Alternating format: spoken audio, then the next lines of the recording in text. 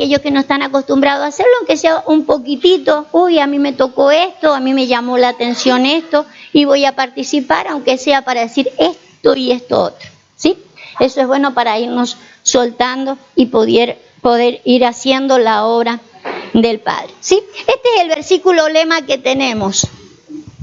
Acontecerá que en aquel tiempo que su carga será quitada de tu hombro y su yugo de tu cerviz, y el yugo se va a pudrir por causa de la unción, ¿sí? Entonces es el tema que tenemos, es de donde salimos siempre para poder mostrar de que tiene que haber una unción que pudra yugos, ¿sí? Una unción que pudra yugos.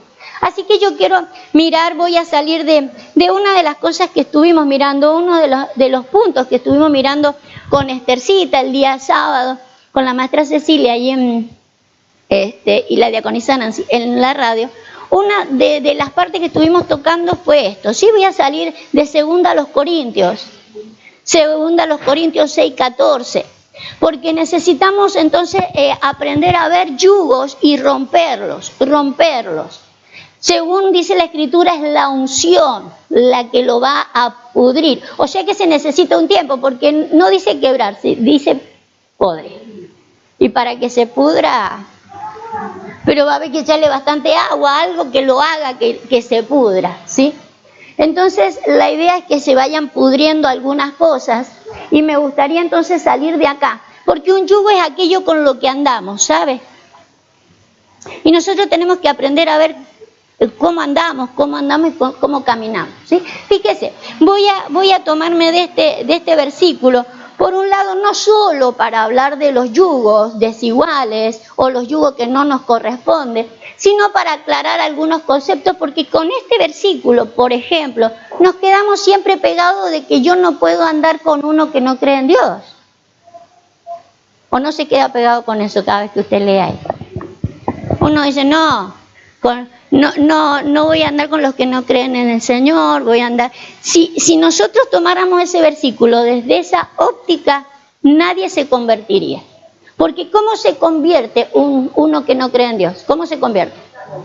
Estando al lado de un creyente. ¿Se imagina si como creyente no me voy a poner al lado de un incrédulo? ¿Cómo va a creer ese? No va a creer nunca en la vida, ¿sí?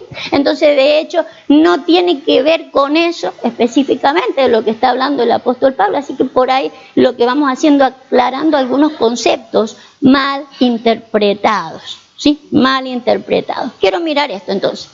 No os unáis en un yugo desigual con los incrédulos, porque qué compañerismo tiene la justicia con la injusticia, y qué comunión la luz con las tinieblas, y qué concordia Cristo con Belial, o qué parte el creyente con el incrédulo. Subráyeme eso, ¿qué parte?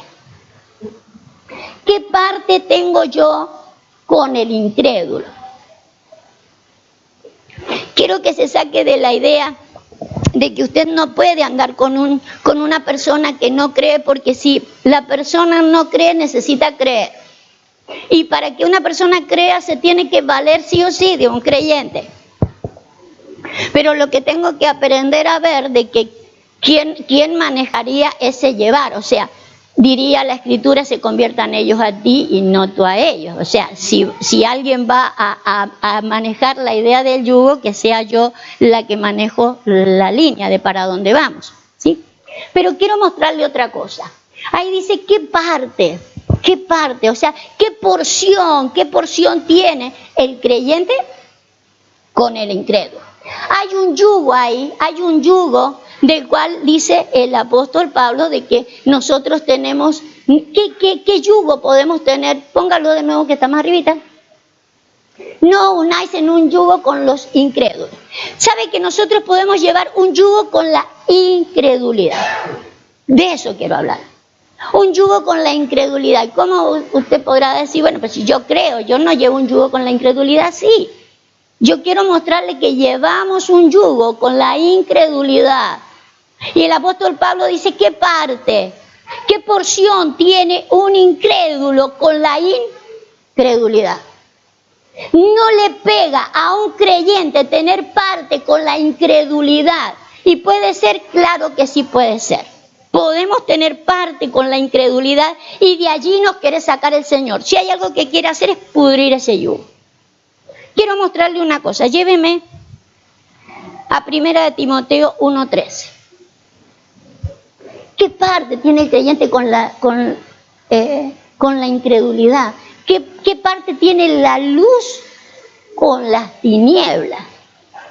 ¿Sabe que según la Escritura, en los Proverbios, podemos encontrar que la luz y la tiniebla, no sé si es Proverbio o Eclesiastés, no me haga mucho caso en eso, pero lo dice la Escritura, que la luz tiene que ver con la sabiduría y las tinieblas con la necedad, con la ignorancia, o sea, falta de claridad, falta de entendimiento. Entonces lo que está diciendo el apóstol Pablo, ¿qué tiene que ver o qué parte le toca la luz con las tinieblas? No tienen relación, no tienen colación, ¿sí? Por eso necesitamos saber de que si ando en luz y ando en la sabiduría, no puedo andar en la necedad o en la ignorancia. Fíjese el apóstol Pablo. ¿Qué le dije? 1 Timoteo 1:13. Usted sabe que el apóstol Pablo él dice, yo soy hebreo de hebreo, era fariseo de fariseo, él es parte del Sanedrín, entonces ¿un hombre creyente o no?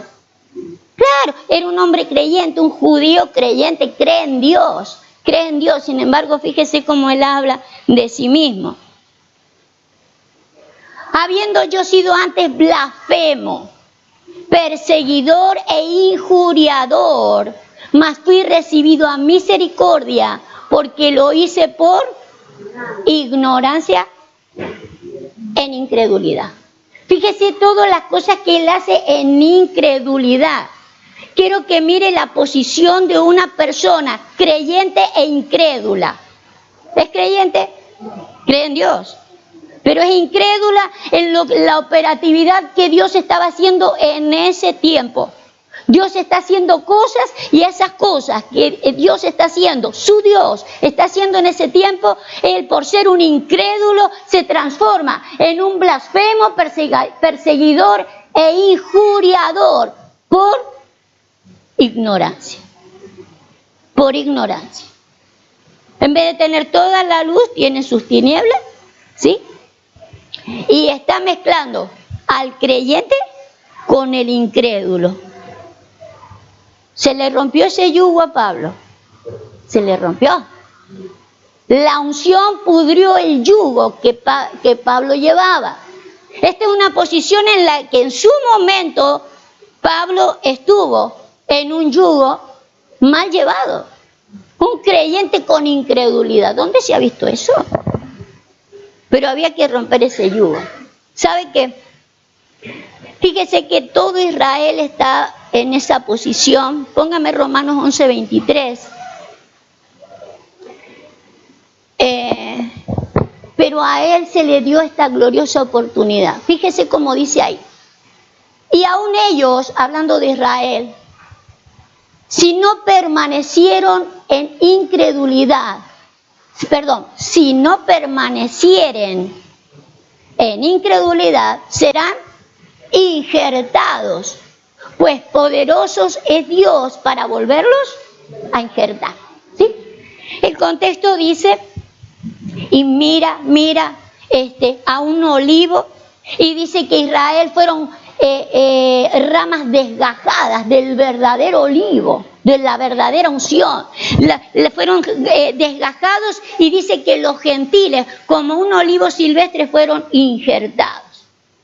Pero después llega a este versículo y dice, y aún ellos, si no permanecieran en incredulidad, van a volver a ser injertados al olivo, a la verdadera unción. Pablo en algún momento fue una rama desgajada del verdadero olivo, pero fue vuelto a injertar, ¿sí? Porque no permaneció en incredulidad.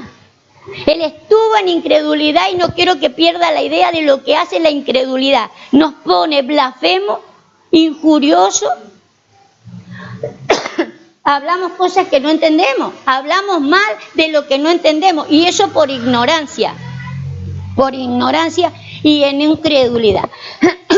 Necesitamos romper ese yugo, el de la incredulidad. Pablo lo logró porque Dios es bueno para volver a dar esas oportunidades, ¿sí? Que dejemos de ser incrédulos por ignorancia. ¿Me sigue? ¿Sí? En realidad todo Israel está en esa posición. ¿Por qué? Porque a Abraham se le habían dado todas las promesas. Él, como un olivo bien arraigado, bien cimentado con su fe, él sabía, y todo lo que hizo Abraham como un buen olivo, con toda la unción que Dios le había dado, había logrado un montón de cosas. Y se le había dado a él que lo que él tenía, lo que él había recibido, se lo transmitiera a sus hijos, para que el día de mañana llenaran toda la tierra. Dice, todas las familias de la tierra serán benditas en ti. Fíjese, Israel en el tiempo de Jesús, ¿qué estaba haciendo? No estaba bendiciendo a nadie. Al contrario, Dios hace una operatividad, comienza una operatividad, y aquellos que tenían que salir a bendecir salen a matar, salen a injuriar, a blasfemar. Por ignorancia, por ignorancia. Nuestro mayor enemigo para la incredulidad es la ignorancia. Por ignorancia dice la Biblia que no entraron en la tierra prometida. Pero quiero llevarlos primero a Marcos 6:6. Tenemos que romper ese yugo de la incredulidad en nosotros y en los demás.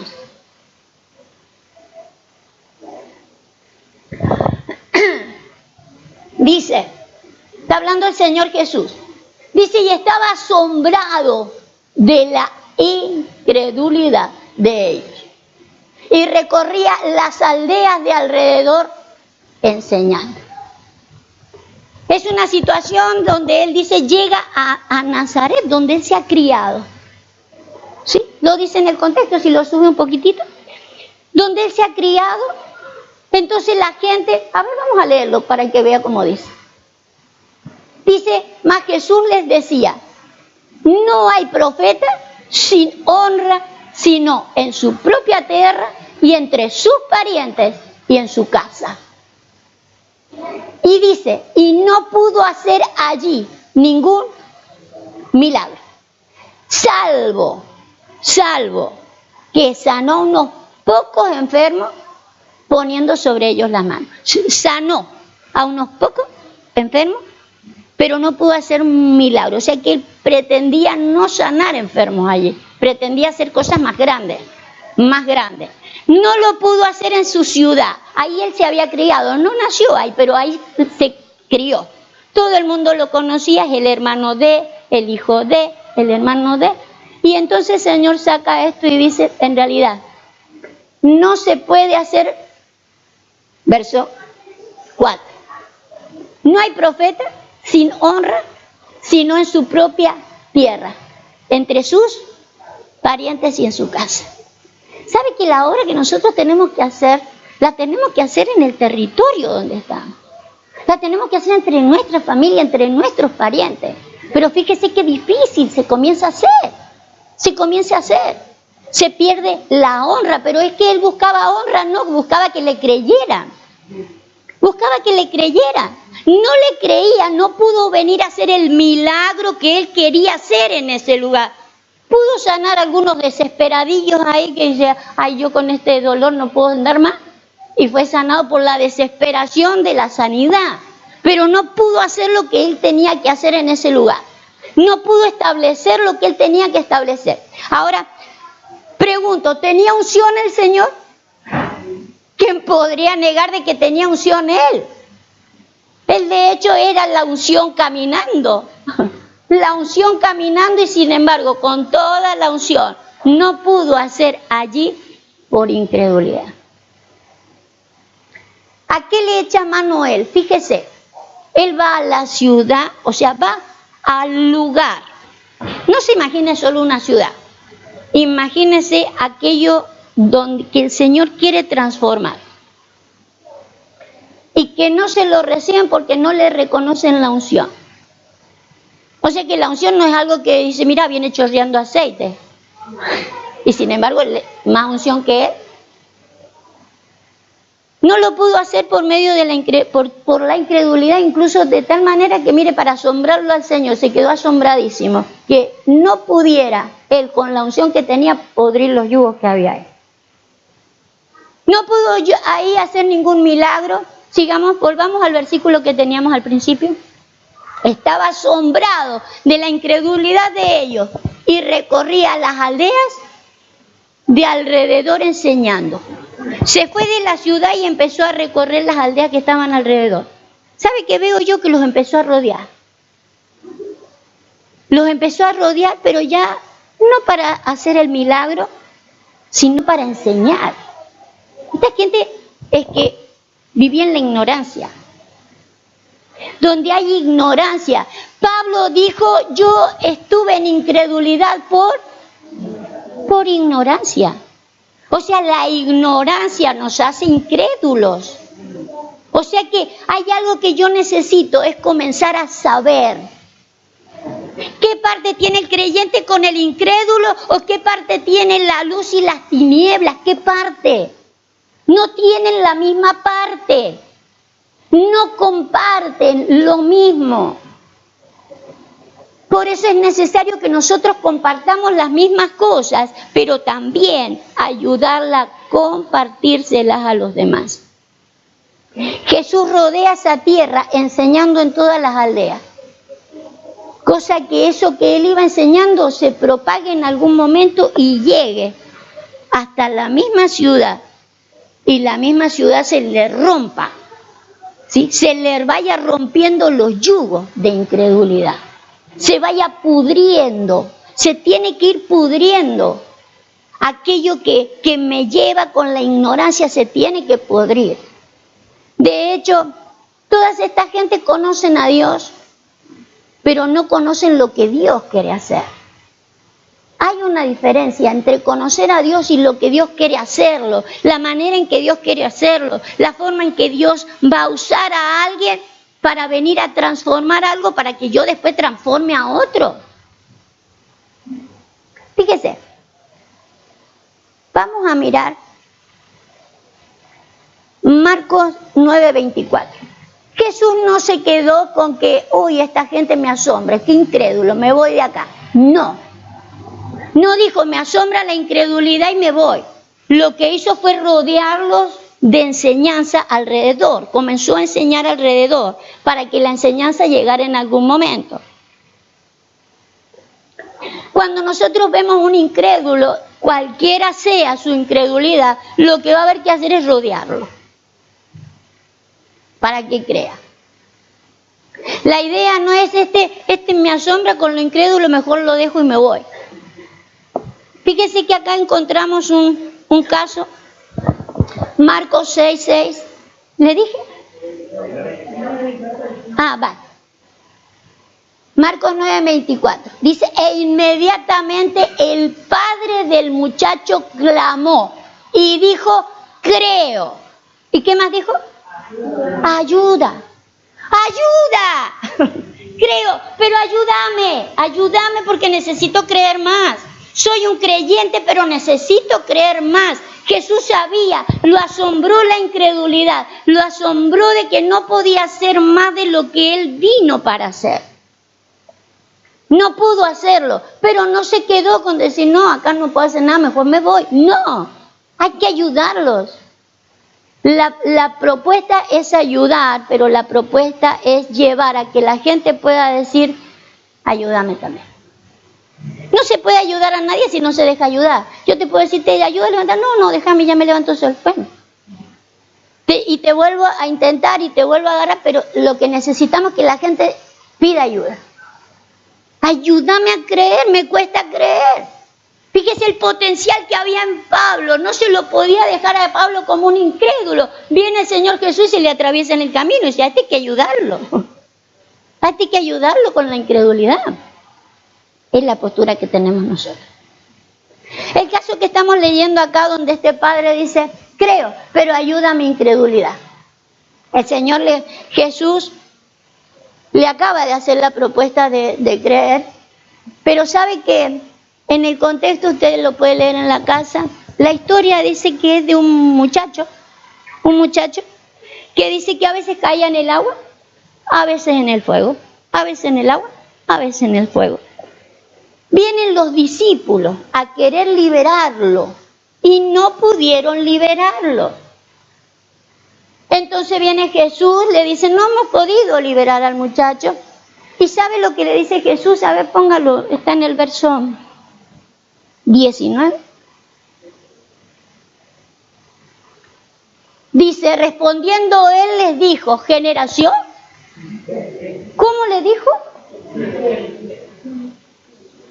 Generación incrédula. ¿A quién se los dijo? A los discípulos. Los discípulos eran todos judíos. Él los eligió, los descendientes de Abraham, los que tenían un tiempo para ser benditas todas las familias de la tierra, benditas todas las naciones, y se encuentra con una generación incrédula. Una generación incrédula, una generación que tus raíces, la de tu olivo, era para que fueras bendecir a todas las naciones, y me salís con eso, dice el Señor Jesús. Generación incrédula. ¿Sí? ¿Hasta cuándo he de estar con vosotros? Pareciera que lo han cansado. ¿Hasta cuándo voy a estar con vosotros? Pareciera cansado, harto el Señor. Pero no está diciendo eso. Él le dijo en una oportunidad, si yo no me fuera, a ustedes les conviene que yo me vaya. Porque si yo me voy, ¿qué pasaría? El Espíritu Santo vendría sobre ellos y comenzaría a hacer la obra. ¿Me entiendes? ¿Hasta cuándo voy a estar entre vosotros? Necesito irme, porque si yo me voy, va a venir el Espíritu Santo, les va a recordar todo lo que dije, y desde adentro va a hacer lo que tienen que hacer. Y ustedes van a poder entender. No es que está cansado el Señor. ¿Hasta cuándo he de estar entre vosotros? ¿Hasta cuándo os he de soportar? No hay mejor soporte que el Espíritu Santo. ¿Sí? Él es el soportador, ¿cómo dice? El consolador. Pero también usa la palabra soportar. Es el que sostiene. Él es el que va a sostener. Por eso es que necesitamos también darle ese lugar. ¿Sabe qué? El Señor Jesús se encuentra con esta situación donde se encuentra un muchacho cayendo para allá, cayendo para acá. Un padre y unos discípulos, donde Él les tiene que decir, esto tiene una sola solución. ¿Se acuerdan cuál fue la solución para esto? ¿Cómo fue?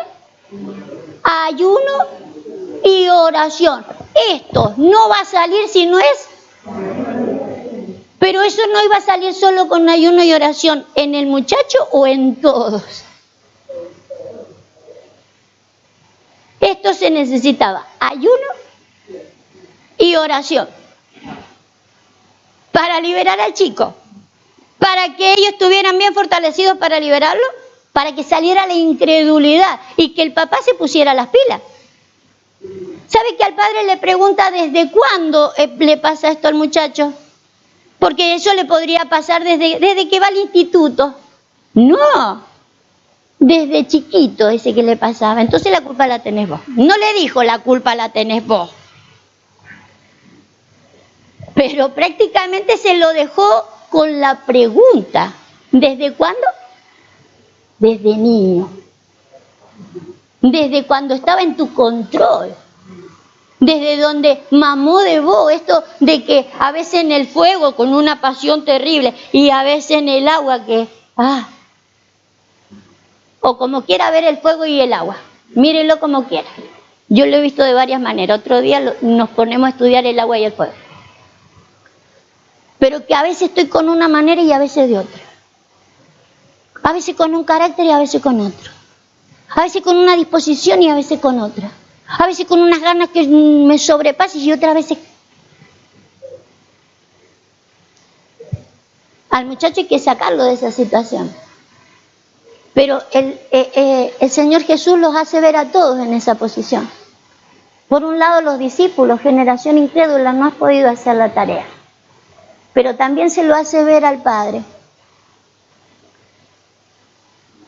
Y los padres somos responsables de eso, en cualquier carácter de padre. Yo como padre, en la calidad del alma, también tengo que velar por eso.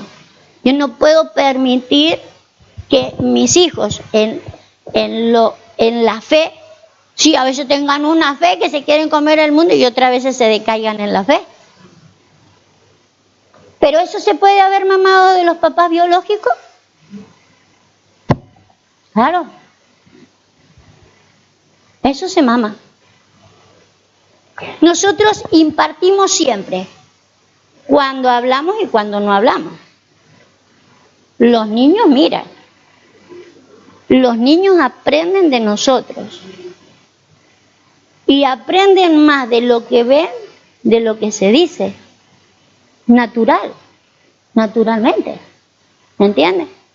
Después nosotros queremos que nuestros hijos sean o hagan cualquier cosa, pero si no lo vieron, a menos que venga otro en representación de Jesús y ese lo paternice y ahora lo levante y ahora lo dimensione y ahora le haga la gran liberación. Pero los papás tenemos un papel preponderante. De Timoteo se dice, tiene la fe ¿de quién? De la mamá y de la abuela. Hay un potencial en las dos viejas que lo dimensionaron al chico. ¿Entiendes? Ya viene después Pablo a ponerle la cereza a Timoteo, prácticamente, pero toda la labor inicial la hacen sus padres. Fíjese qué importante. Para nosotros eso es muy importante. Si no se dilata más la pudrición, un yugo. Para que se pudra un yugo se necesita tiempo. No se pudre un yugo. Mira, ayer estaba fantástico ese yugo y mira ahora se podrido. No. Se necesita tiempo. ¿Sí? No sale si no es con oración ni ayuno. Pero quiero mostrarle primero otra cosa. O no, mejor voy a mostrarle el ayuno. No me quiero detener en el ayuno porque algunos lo han visto. El que no lo ha visto quiero que vaya y lo vea. En Isaías 58 encontramos un verdadero ayuno. ¿Se acuerda? El que no se acuerda, va y lo lee. Isaías 58. Donde Isaías nos habla de un verdadero ayuno. Ayuno es una abstinencia, es una negación de algo, ¿sí? Negarme. Y tiene que ver con privarse de algo, pero no solo en la ingesta, porque nosotros conocemos el ayuno de ahora no como, ¿sí? El no como. Y no es que esté malo ese ayuno, pero está el verdadero, donde también allí, no me quería detener esto porque le quiero mostrar otra cosa, pero yo quiero que vaya usted y lo lea, porque ahí habla y ahí se ven dos yugos ahí en ese capítulo, ¿sí? El de que dice, por ejemplo, de que nosotros no tengamos el yugo del dedo amenazador. ¿Vieron que nosotros somos más de señalar los errores? Jesús lo podría haber hecho con el padre del muchacho. No serás vos. Pero lo que quiere Jesús es ayudar al chico y al padre. Quiere que le pidan la ayuda que necesitan para él poder darles, entregarles la ayuda, lo que él quiere que se despierte. No los quiere juzgar. Nosotros no podemos tener el yugo de juzgar a la gente por lo sucedido. Que el mundo está destruido por lo sucedido, ya lo sabemos. Si a eso vino Cristo, a solucionar lo mal hecho. Lo mal hecho ya debería estar en nuestro concepto, no tenemos por qué venir con el dedo. Solamente mostrarlo, para después poder ayudar, ¿sí? Para poder volver a ayudar. En el verdadero ayuno usted encontrará, dice, no es el ayuno el que partas tu pan con el hambriento, o sea que no era abstenerse de pan, partir el pan con el hambriento. O sea que lo que me está diciendo que lo que yo he comido se lo tengo que dar a uno que no lo tiene. ¿Sí? Eso es un verdadero ayuno. El aprender a compartir. Usted sabe que en los discipulados, el que más está al final comiendo y absteniéndose, aprendiendo a abstenerse, aprendiendo a negarse, es el que discipula. Ese está haciendo un verdadero ayuno. El verdadero que dice Isaías. Le está dando de comer al hambriento, pero aparte, ¿cómo va entendiendo lo que es negarse a sí mismo en el tiempo, en un montón de cosas, pero aparte lo que va aprendiendo? Y nosotros eso necesitamos saberlo. Y eso es necesario hacerlo. Ahora el Señor se lo dijo a los discípulos, ustedes no han podido porque les falta ayuno. O sea, les falta partir el pan con el hambriento. Necesitamos comenzar a partir el pan con el hambriento. Ahí lo dice, en el 7. No es que partas tu pan con el hambriento y a los pobres errantes albergues en casa, que cuando veas al desnudo lo cubras y no te escondas de tu hermano. ¿Sí? Gente errante, no quería detenerme en eso. ¿Por qué me llevó ahí? Sergio, es que quiero llevarlo para otro lado porque yo esto ya lo he predicado. Pero lo que quiero mostrarle es que necesitamos hacer un ayuno. Lo que estaba diciendo Jesús no es que dejen de comer para poder lograr la pudrición del yugo. Hay otras cosas que hacen de que yo me niegue, porque no es solamente que yo aprenda a gobernar mi estómago, mi vientre y le diga, no, vos no comes porque estás de ayuno. No, es que me tengo que negar todo, tengo que aprender a que mi espíritu se niegue y se abstenga de cosas. Mis emociones no necesitan aprender a abstenerse. Nuestras emociones, nuestra alma es la que más necesita ayunar. Abstenete de tener esas, ¿cómo se dice? Actitudes, aquellas cosas que de repente afloran en nosotros y nosotros a eso le llamamos, es que yo soy así. El ayuno por ahí no pasa jamás. Yo soy así. Me falta cantar como la Tita Merelo. Si soy así, ¿qué voy a hacer? Así nací y así voy a morir. Pero esa es nuestra parte. Yo quiero mostrarle que hay una parte que no va con el creyente, es una parte del incrédulo. ¿Qué parte tiene el creyente con el incrédulo? Hay cosas que no son que tienen que ser la parte nuestra, no es nuestra parte.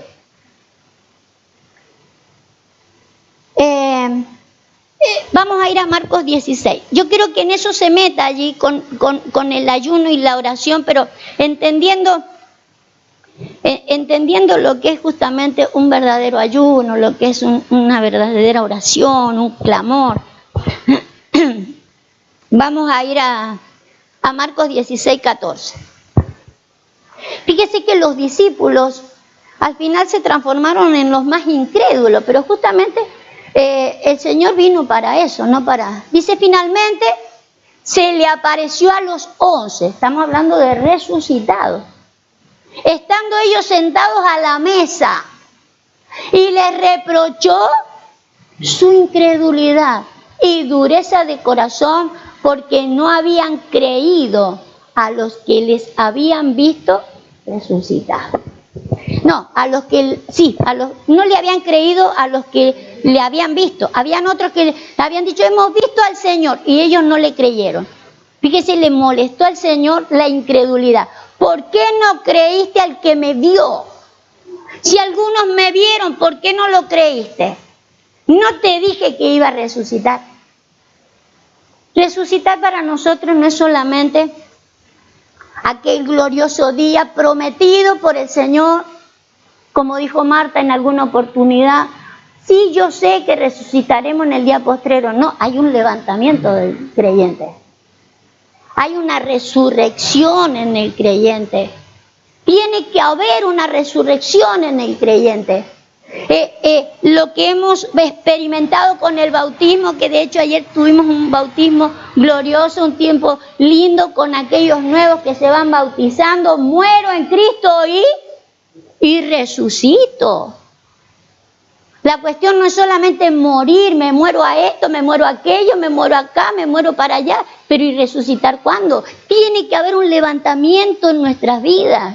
No será ni en el bautismo solamente una representación de algo que ocurrirá después, pero tiene que haber un momento de levantamiento. Pero para que haya momento de levantamiento se necesita creer. El incrédulo no cree en el levantamiento. Los discípulos no creyeron en el levantamiento del Señor Jesús, a pesar de que Él se los estuvo diciendo todo el tiempo, de que Él iba a ser levantado. Pero también nos habla a nosotros del levantamiento. Y da la sensación que la iglesia no le cree. Se nota por lo que dice la iglesia, se nota porque la gente sigue diciendo, somos imperfectos, es que nadie es perfecto y no podemos ser perfectos. Eso ya está declarando que no cree. Que no cree en un levantamiento de una persona, de transformación de una persona, no lo cree. Eso es incredulidad. Pero eso es un yugo desigual completamente y eso hay que pudrirlo. Eso necesita pudrición. No se puede pudrir de la noche a la mañana. Mire, muéstreme Primera de Juan 3. Primera de Juan capítulo 3. La Biblia dice que nosotros tenemos que ser perfectos como Él es perfecto. La perfección de Él tenía que ver con lo que Él hacía, con cómo Él se manifestaba. Y nosotros necesitamos experimentar eso. Pero para experimentar eso vamos a tener que romper primero la incredulidad. Dice, mirad cuál amor nos ha dado el Padre para que seamos llamados hijos de Dios. Por esto el mundo no nos conoce, porque no le conoció a Él. Si no le reconocía a Él, ¿qué puedo esperar yo? Que la gente me diga, mira, ya viene la hija del Dios viviente. No, ¿qué puedo esperar? Si Él estuvo en la ciudad donde Él se crió y la gente no le creía, pero ¿había unción en Él? Había unción. Pero no puedo decir, no, acá no me creen, me voy. No, tampoco. Dice, amados, ahora somos. ¿Qué somos? Ahora somos hijos de Dios. Y aún no se ha manifestado. Lo que hemos, aún no se ha manifestado. Pero sabemos que cuando Él se manifieste, seremos semejantes a Él, porque le veremos tal como Él es. No puedo pensar de que esto está hablando de cuando venga el Señor Jesús, ahí me va a transformar y yo voy a ser igual que Él. El apóstol Pablo dice, yo sigo teniendo dolores de parto hasta que Cristo sea manifestado en vosotros. O sea, lo que quieres es darlo a luz de tal manera en que se parezcan a Cristo. Los ha dado a luz, dice, vuelvo a tener dolores de parto. O sea, ya tuvo dolores de parto como para engendrarlos como hijos de Dios. Yo los engendré como hijos, pero vuelve a tener dolores de parto porque quiere que ahora se les manifieste a Cristo a ellos.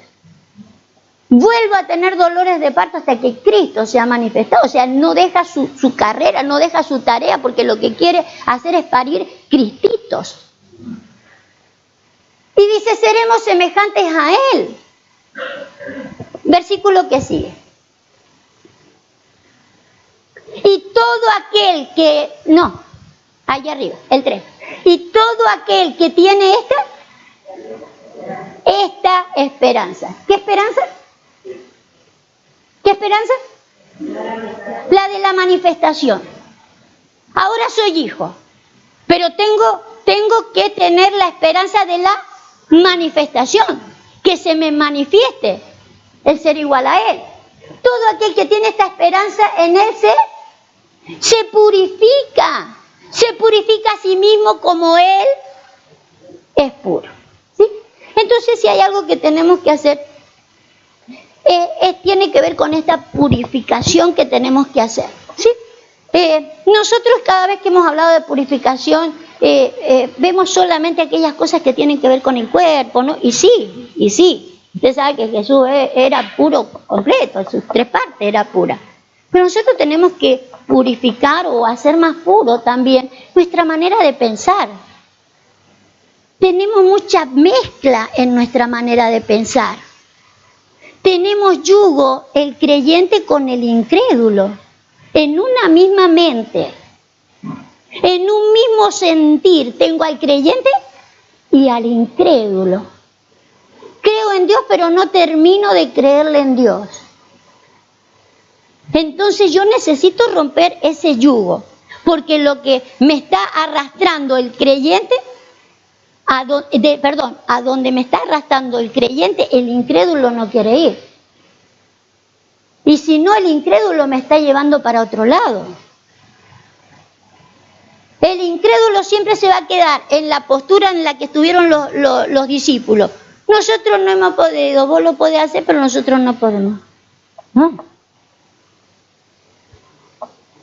Todo aquel que tiene esta esperanza se purifica. Quiero mostrarle algo de la purificación. Tito 1:15.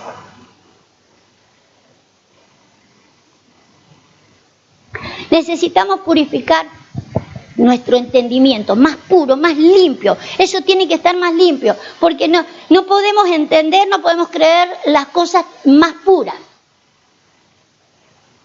Tito 1:3 dije. Sí, ¿no? A ver. No le dije 1:3. Tito 1:15.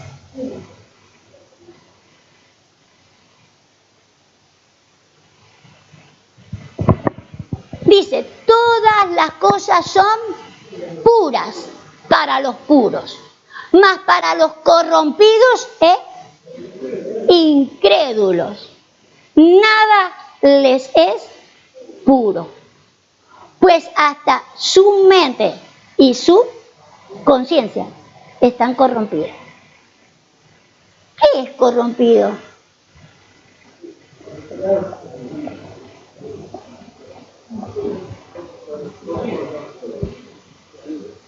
Podrido. Pero fíjese, nuestra mente mal considerando las cosas, no viendo las cosas buenas, ¿sí? Siempre mirando lo malo, ¿sí?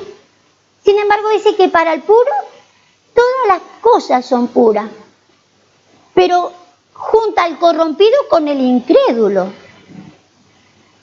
Para ese nada es puro, o sea, ha mezclado, sus pensamientos están mezclados. Donde no hay pureza es porque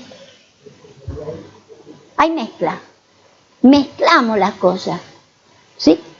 Mezclamos las cosas que son puras, las que Dios quiere que te retengamos, con las no puedo, no entiendo, no lo veo, no me parece. La mezclamos. Vamos mezclando y tenemos todo eso en la misma mente. Entonces está corrompida mi mente y mi conciencia. Y estamos mirando al incrédulo creyente. No estamos mirando al que todavía no ha creído en el Señor Jesús. ¿Sí? Tengo que aprender a purificar mi mente. ¿Sabe qué? Diría el apóstol Pablo, yo blasfemé, injurié, y todo eso lo hice en ignorancia e incredulidad. La ignorancia y la incredulidad prácticamente van de la mano. O sea, soy incrédulo porque me falta conocimiento. Por eso la necesidad de que nosotros conozcamos algunas cosas, para poder purificar nuestra manera de pensar y que no esté corrompida y no haya mezclas ahí en la mente y tengamos una manera de pensar limpia y que podamos pensar como Él piensa, no mezclar nuestros pensamientos con los de Él. Si hay alguien que enseñó a pensar, ¿fue quién? ¿Se acuerda que lo hemos visto varias veces? El apóstol Pablo, ¿sí? En esto pensad. Si hay algo puro, dice él, ¿sí? Si hay algo digno de alabanza, todo lo que es puro, en eso pensar. Pero nosotros pensamos en lo puro. No, lo primero que se me viene es lo malo. Siempre pienso mal. Siempre pienso mal. No hay pureza en nuestra manera de pensar. Si hay algo que necesitamos hacer, es purificar. Según el apóstol Juan, el que tiene esta esperanza, se purifica. El que tiene la esperanza de que se manifieste Cristo en él, porque es una promesa, dice, se va preparando, se purifica. ¿Sí? Pero lo que hace empezar a purificar esto, es la manera de pensar hay que purificar. Nuestra conciencia hay que aprender a purificarla. Necesitamos purificar una serie de cosas porque hay cosas que Cristo tiene que hacer en nuestras vidas para que después nosotros podamos manifestarnos y hacer las cosas en los demás. Pero si no se pudre mi yugo, ¿a quién le voy a ir a romper el yugo yo? La unción tiene que podrir el yugo.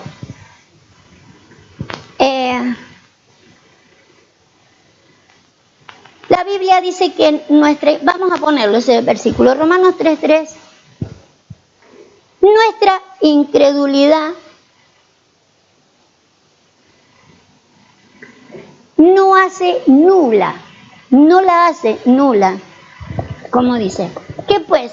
Si algunos de ellos han sido incrédulos, ¿su incredulidad habrá hecho nula la fidelidad de Dios? Lo hacen signo de pregunta. ¿Qué contestaríamos nosotros? Sí, estos incrédulos han hecho nulo lo que vos has prometido. ¿No?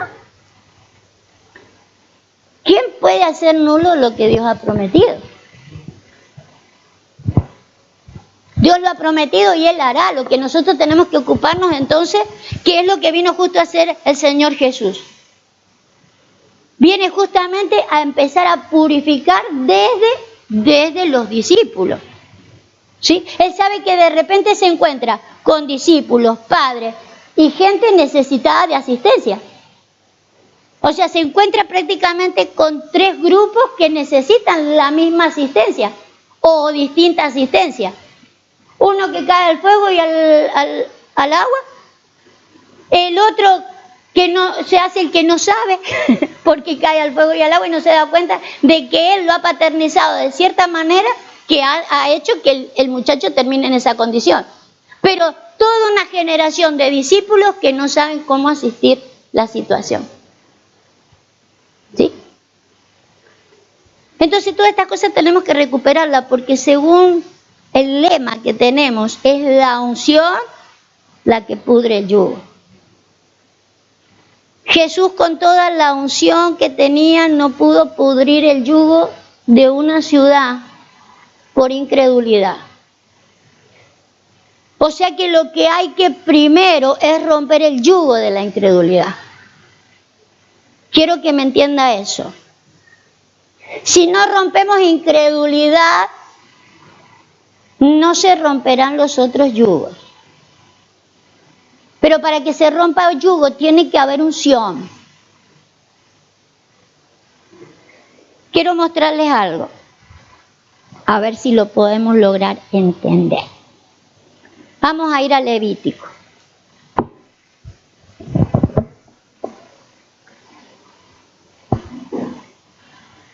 Jesús sabía quién era, sabía de dónde venía, sabía a qué venía, sabía a dónde volvía.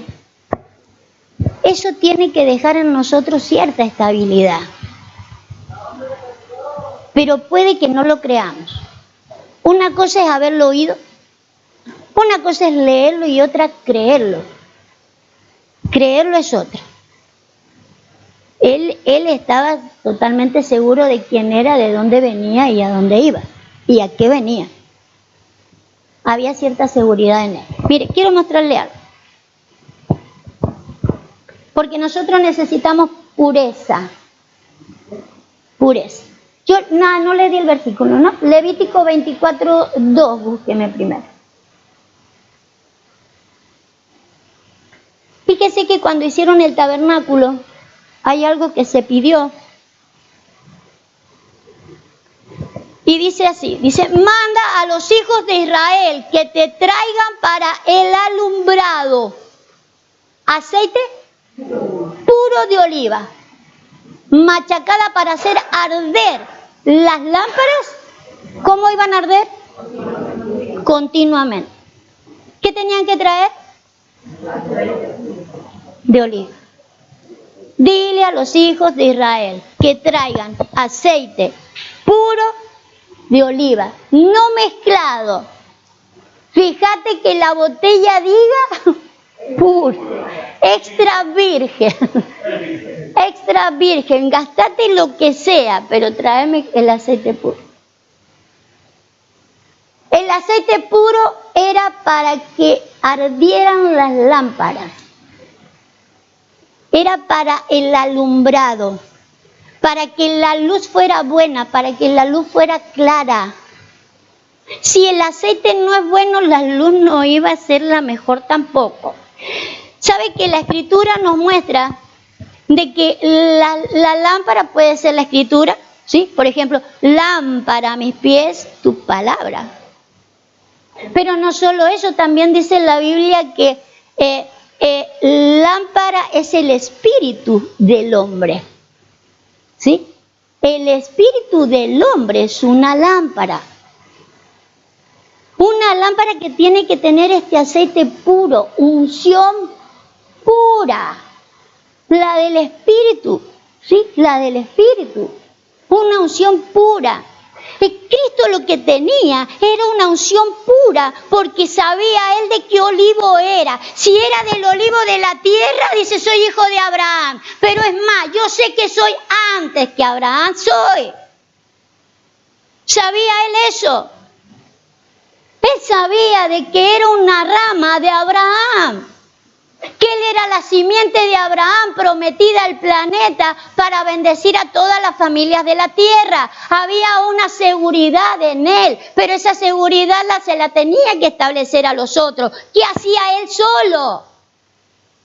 Tiene que establecer su generación de tal manera de que pueda llegar a todo el planeta, o iba a hacerlo solo. Lo sigue haciendo, pero lo sigue haciendo a través nuestro. Él sabía que era una rama de aquel olivo que es Abraham, pero incluso sabía que la unción que él traía era de antes. ¿Me entiende?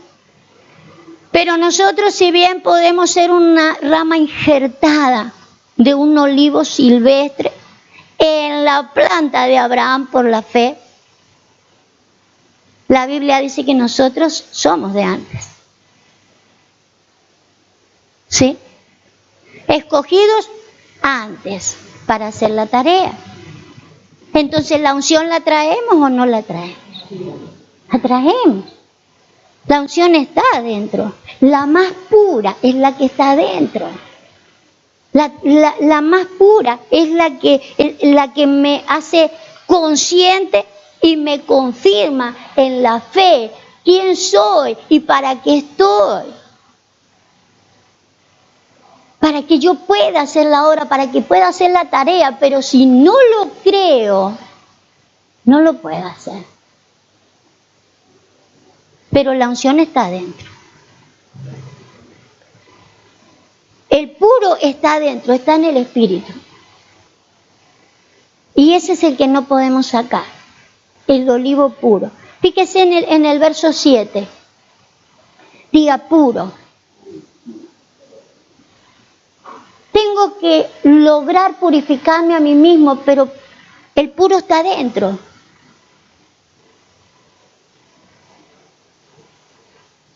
Otra cosa pura, pondrás también sobre cada hilera incienso puro. ¿Qué es el incienso para nosotros hoy?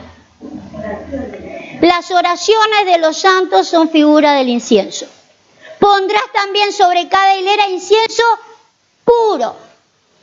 Será, fíjese lo que dice, y será para el pan como perfume, ofrenda encendida a Jehová. Entonces, fíjese, traduzcamos el incienso por oración. Pondrás oraciones puras, puras. Y será para el pan, para la palabra, un perfume, una ofrenda encendida a Jehová. Pura. Una oración pura, un clamor puro sobre la palabra que le suba como un perfume al Señor. Generación incrédula, necesitas ayuno y oración. Pero una oración pura, una oración que no tenga mezcla, sobre la palabra que querés que suceda en tu vida. Clama a mí, te voy a responder, pero que tu oración sea clara, que sea pura sobre la palabra que querés que suceda en tu vida. No, dice a veces que pedir y cómo conviene no lo sabemos y nos enredamos en la palabra y no sabemos qué pedir y no sé qué decirle. Tendríamos que ser tan seguros y tan concisos, decir, Señor, tu palabra dice esto de mí. Y que mi oración fuera tan pura, tan clara, con el verdadero olivo, que diga, Señor, tú has dicho esto de mí, lo dijiste. Ir con esa oración al Señor. Ir con esa oración al Señor para que, Señor, si tú has dicho de que dentro mío hay un aceite puro, si yo tengo olivo adentro, Señor, que eso se comience a manifestar. Una oración pura también. Sobre la palabra si la he creído. Tengo que creerla. Tengo que creerla. La Biblia dice que nosotros somos olivos alrededor de su mesa. Por eso es tan importante el ser ministrados con la palabra, el ser enseñados. Si no somos enseñados, andamos en ignorancia. Pero junto con el saber, tiene que estar el creer. Porque hay cosas que las sabemos, porque nosotros extendemos muchas mesas, lindas mesas, increíbles mesas, lindos manjares, pero necesito creerlo. Necesito creerlo. Soy un olivo, Padre, soy un olivo y soy un olivo puro, soy un olivo genuino, Padre. Sé que soy de la descendencia de Abraham. ¿Y para qué soy descendencia de Abraham? ¿Y desde cuándo viene mi unción? ¿Desde cuándo y para qué? Para después tener un clamor genuino. Necesitamos romper yugos. ¿Sabe cuánta gente con un montón de yugos? Pero solamente la unción pudre los yugos. Por eso necesitamos lograr esa unción pura, genuina. ¿Sí? Vamos a orar. Vamos a orar. Padre, porque no solo nosotros nos encontramos en estas condiciones, Dios. ¿Cuántas personas, Padre? ¿Cuántas personas con tantísimos yugos? Y algunos con estos mismos yugos que hemos encontrado, Señor, en nosotros. Un yugo con la incredulidad. Señor, sabemos que no tienen la misma parte.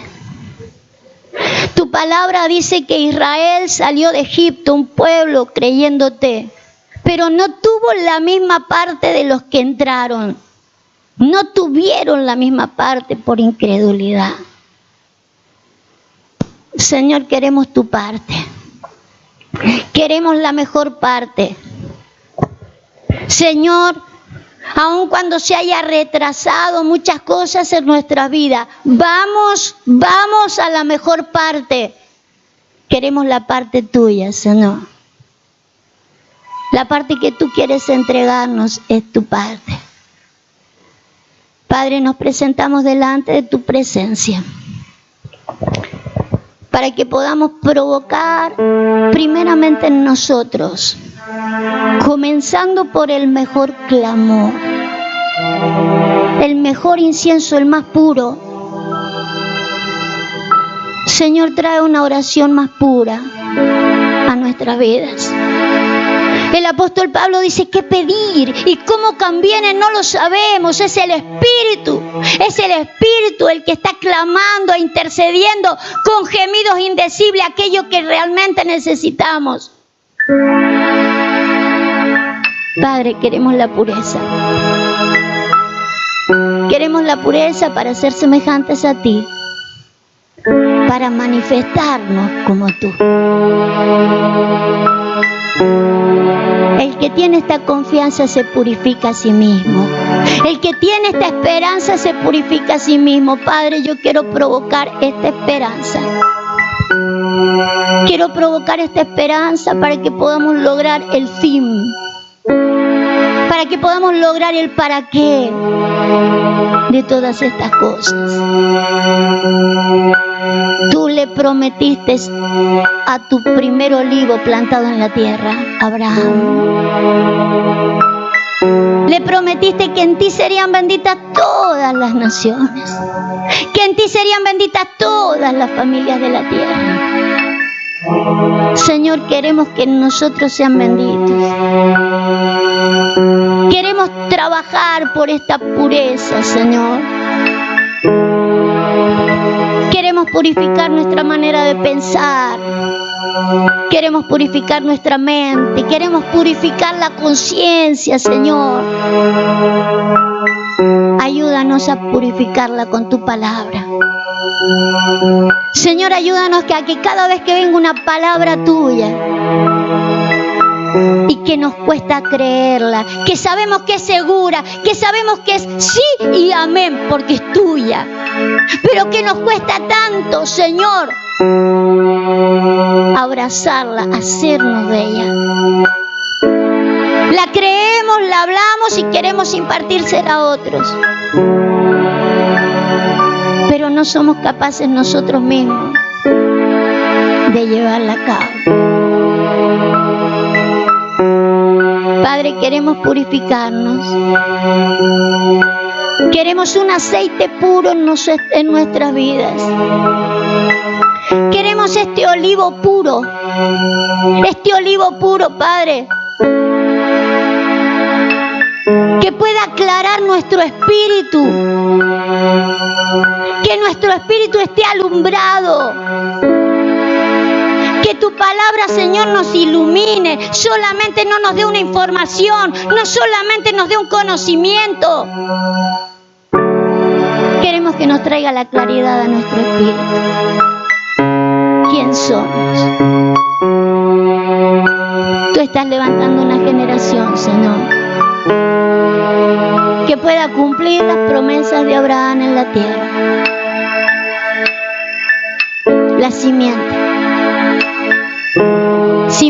cumplida en Jesús y que ahora se tiene que manifestar en nosotros. Padre, te clamamos en esta hora. Suba como un perfume agradable delante de tu presencia esta oración.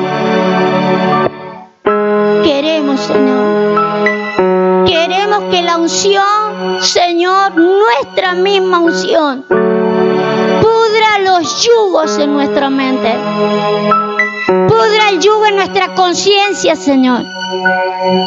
Aquel verdadero olivo, aquella verdadera unción que hay en nosotros, aquel verdadero legado en la tierra, pero traído incluso desde los cielos.